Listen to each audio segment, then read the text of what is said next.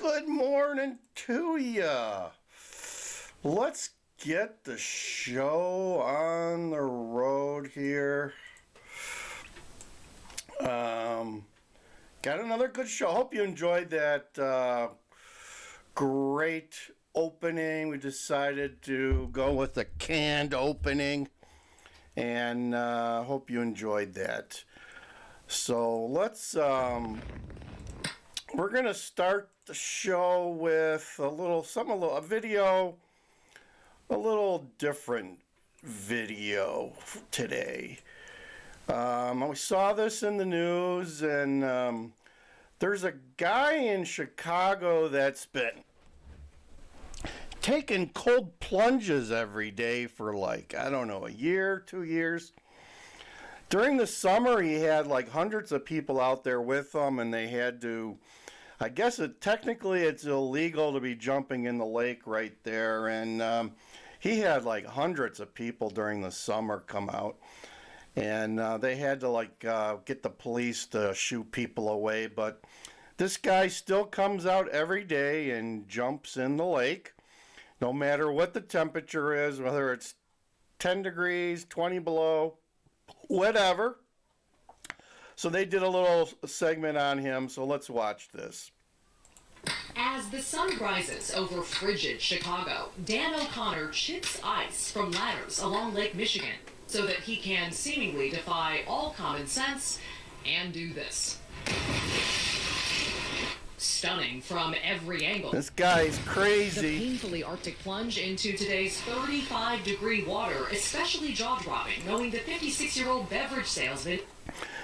I saw some video on Instagram of him where it was so cold he has to set up his cameras, and he wasn't in the full frame because he can't get some days it's so cold he can't get a cameraman to go out there with him or a buddy.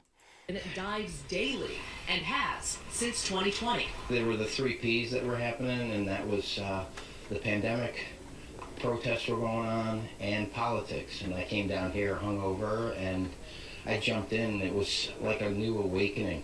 You did hungover. Yeah. That reprieve from chaos became a year-round addiction.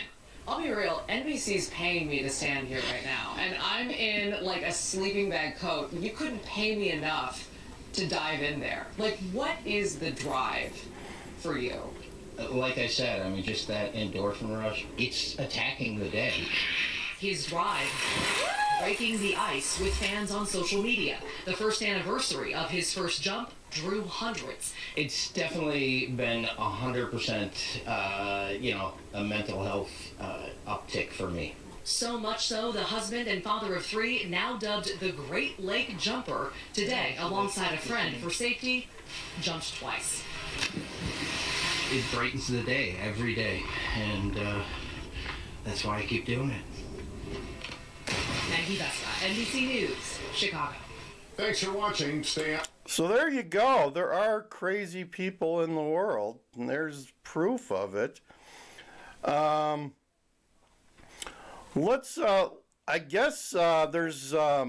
had a video of Cata Truss on our show a couple days ago, and it appears that she and a few other people in the black community are suing Chicago over the migrant crisis. So let's play this Fox News or Fox Business video. How to swiftly emerge from a rapid... That kind of gives a good overview of what people in Chicago and the South and West Side neighborhoods are thinking, how they're feeling, and what's their next step. At one point I haven't heard lately, but about a month ago, there was talk that Donald Trump may be coming to Chicago to hold a rally in the city of Chicago. A couple of years ago, I think he tried to, and he was unable to find a location to hold it. So let's see. He's never had a rally in the city of Chicago proper. He's had some out in Galesburg and some of the rural areas. He's had them in Wisconsin, Milwaukee area, but never in the city of Chicago. So that you could see that happen this year, folks. You could see that happen.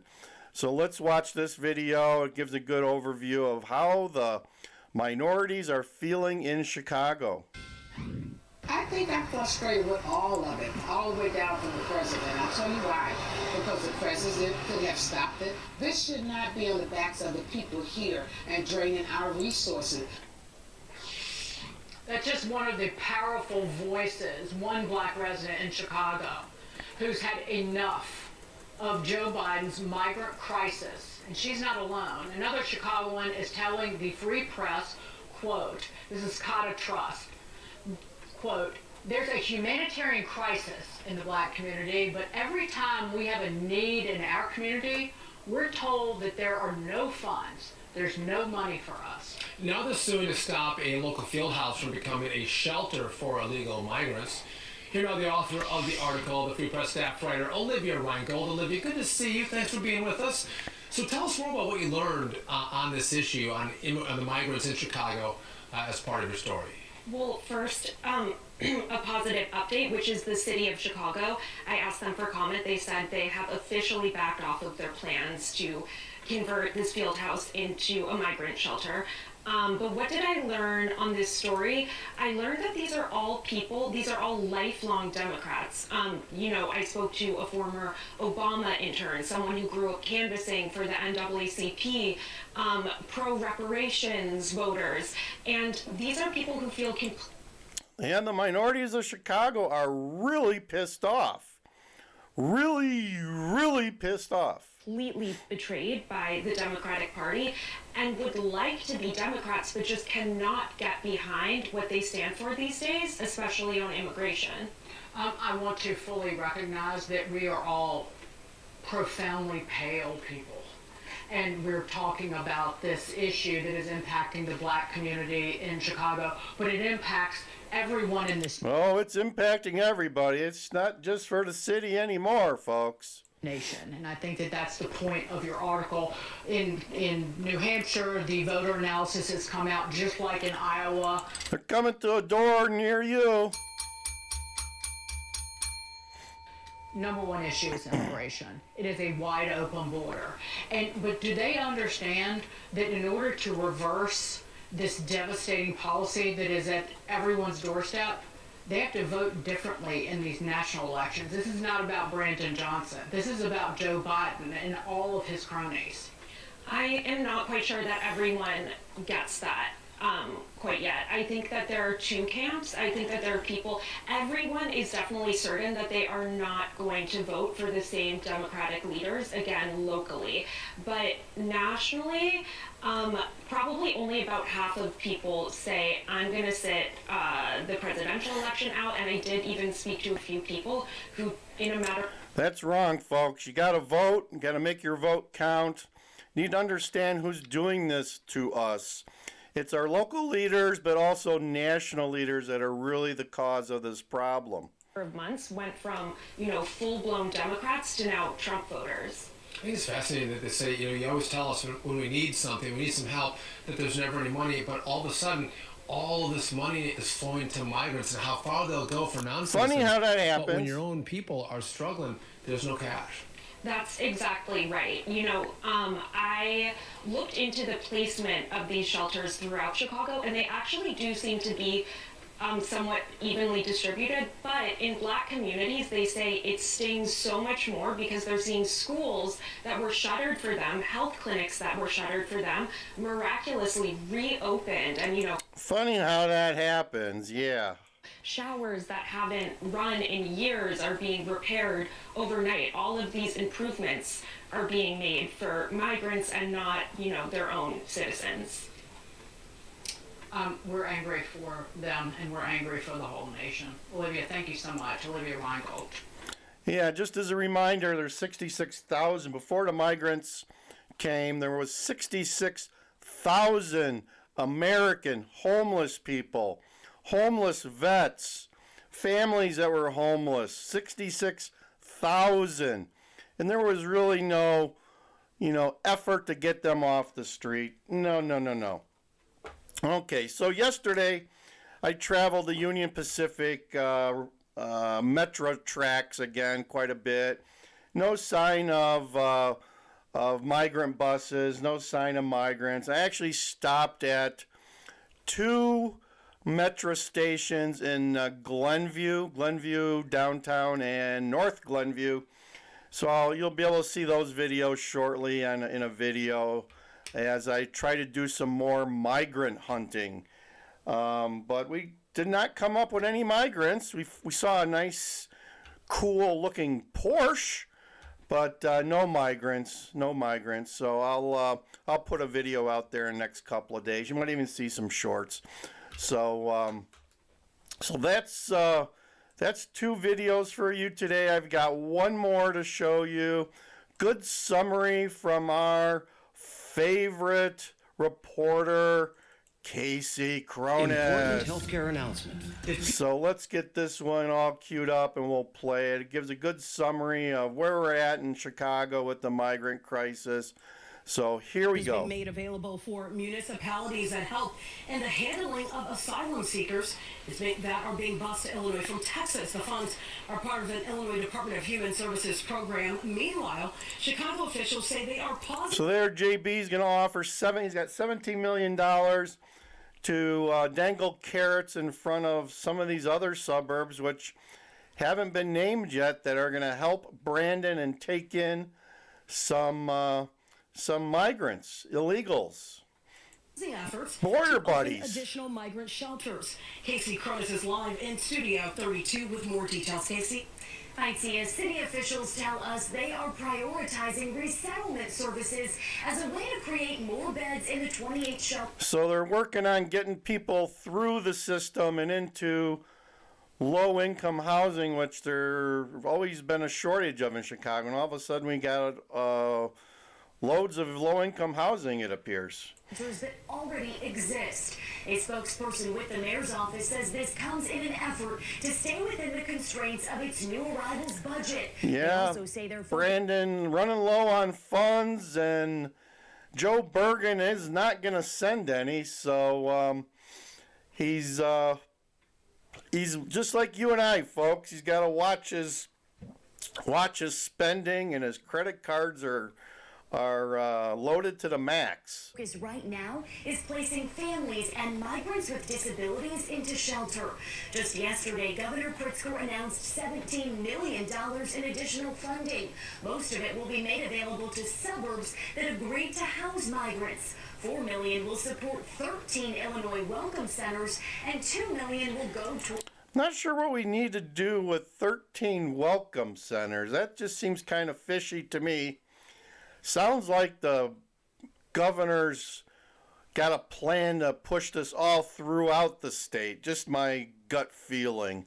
Resettlement services. Meanwhile, a group of Republican lawmakers that make up the Illinois Freedom Caucus visited the border in Eagle Pass, Texas earlier this month and shared what they saw in a news conference this morning.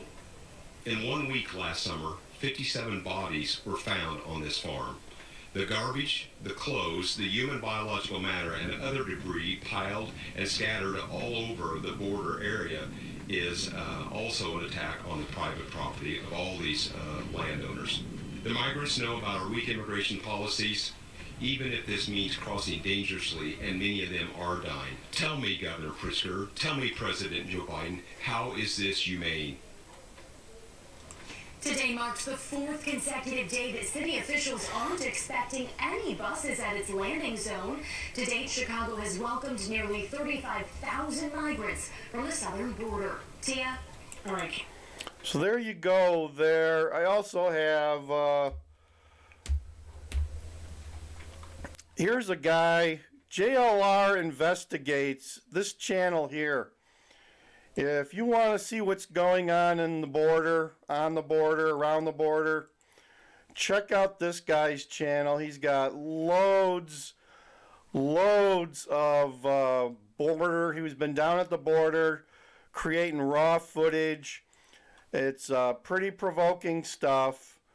Shows you a little bit of everything going on at the border. and it'll change your viewpoint of what's going on in our great nation, and definitely show you that our border is open and anyone is welcome to come in, and it's not a good situation. It's not a good situation.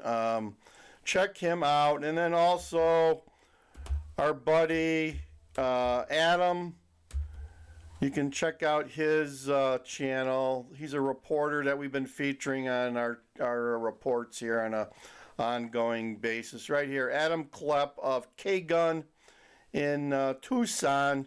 He's got a great channel. He's got some videos as he's working across the nation. I think he's headed towards New York City to do some reports.